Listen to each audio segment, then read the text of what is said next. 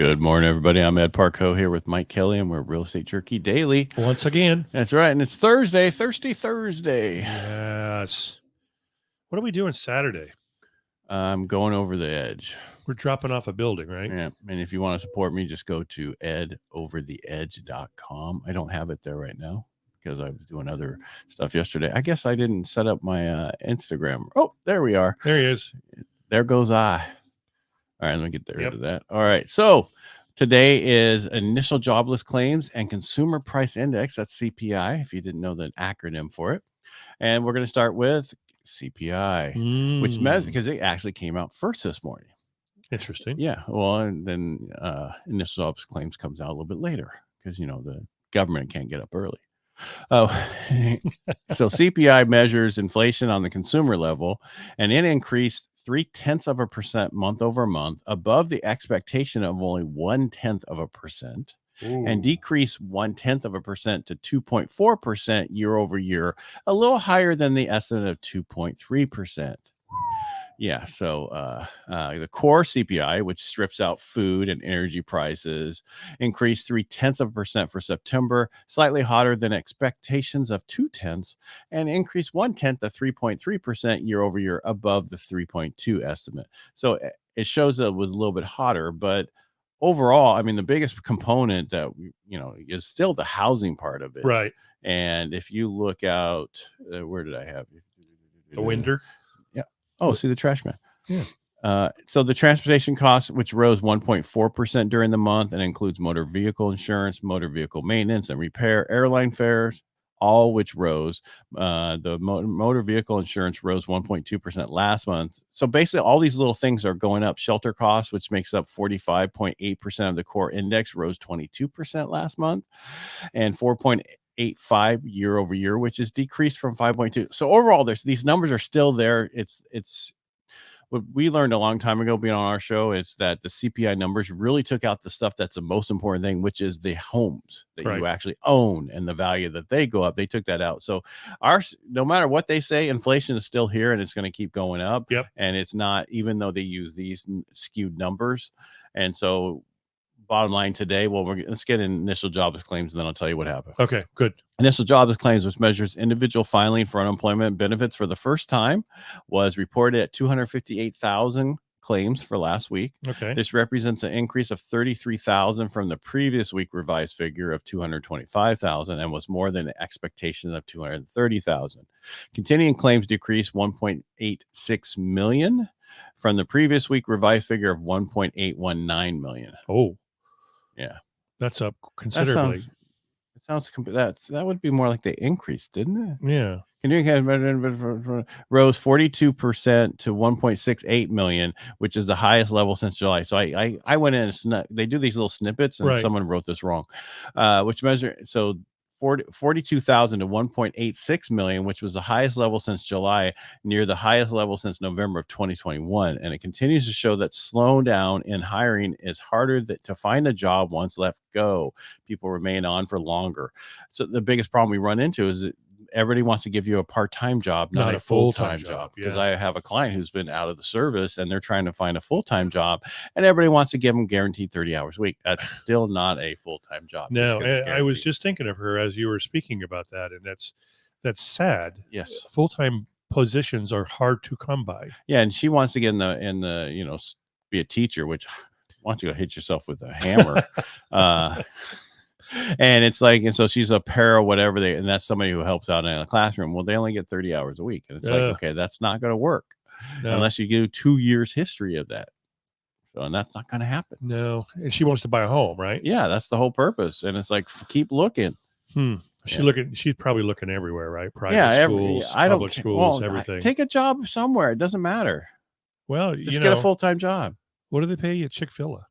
Well, they don't pay full-time there. But I mean, she could probably go right into middle management at In-N-Out and make $100,000 a year. I don't think they're hiring for those jobs because they got enough people there already to fill those jobs. They're actually closing stores like in Oakland. What? Not In-N-Out. In-N-Out's about ready to open one here in Modesto. Another one. I'll be our third In-N-Out. As you can tell, you don't go all the time. No, I don't. But I always forget about the other one out more towards Costco. I don't, because that's by the freeway, it's always Well, when we come back from Mexico or Colorado and it's late at night, we'll stop there, and that'll be our off the plane dinner and nothing else till the next day. So off the plane, where do you come in at? San Francisco San or Francisco. Sacramento? Yeah. Yeah. See, if you come in Sacramento, actually San Francisco, there's one right there outside the airport. Yeah. And you can get it real quick. I just hate eating in the car. It makes a mess. Oh no. Or I make a mess. I prefer it warm. I don't want it cold. All Yeah. right. So bottom line numbers, what happened right now is we are actually up a few basis points earlier. Mm-hmm.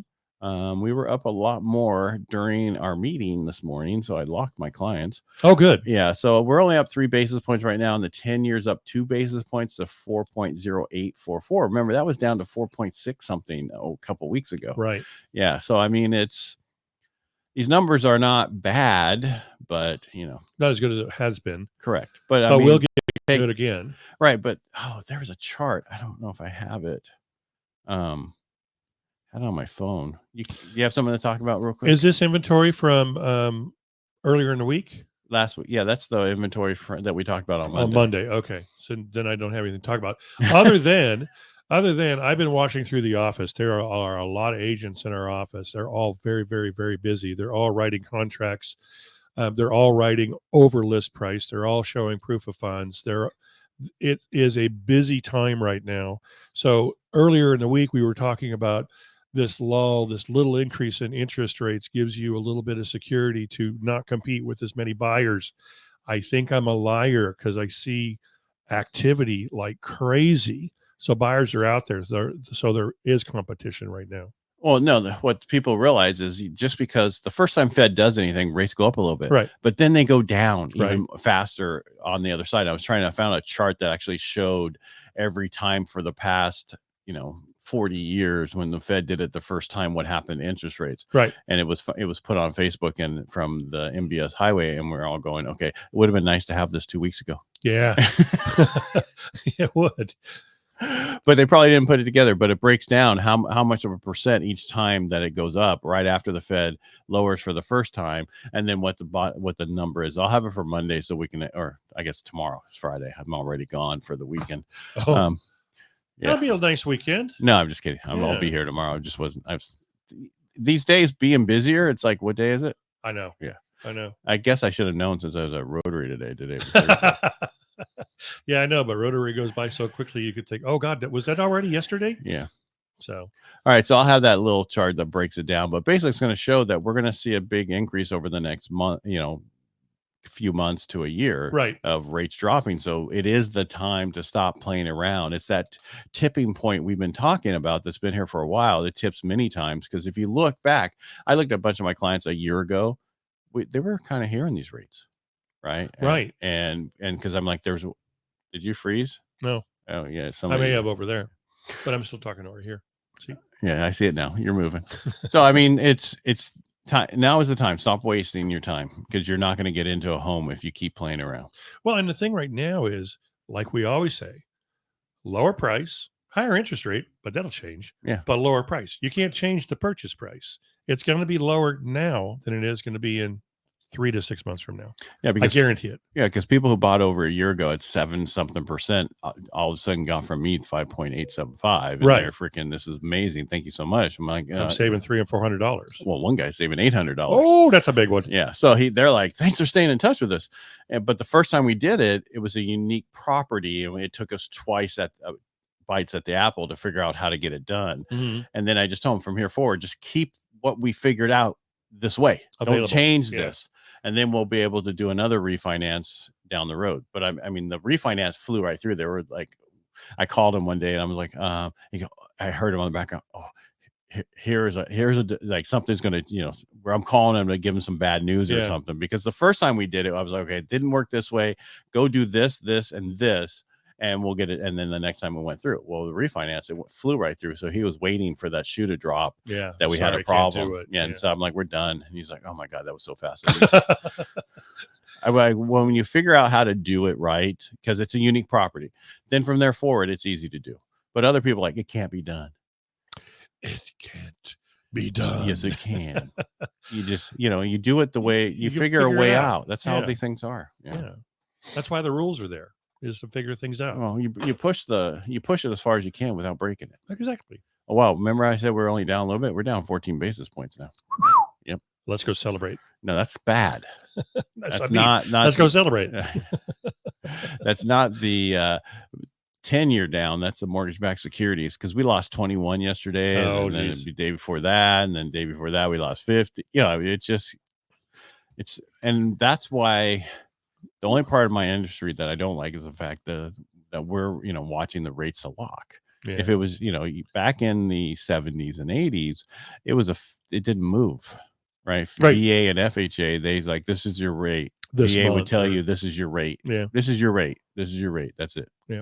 Then everything went to risk-based pricing, and that's why this is so volatile now. Yeah, we're living in volatile times. Mm-hmm. And I'm wondering how the hurricane and then the tornadoes are going to affect these continuing claims and unemployment claims, because I would imagine they would rise. Well, if you can't even file for your $750 from FEMA, right, because you don't have internet or a computer or a phone because it washed away, right, how are you supposed to file for these continuing claims and new claims? True. So I think it's going to mess, the numbers are going to be messed up. Gone. Yeah, I think the numbers going forward for the next few months are going to be messed up because of that.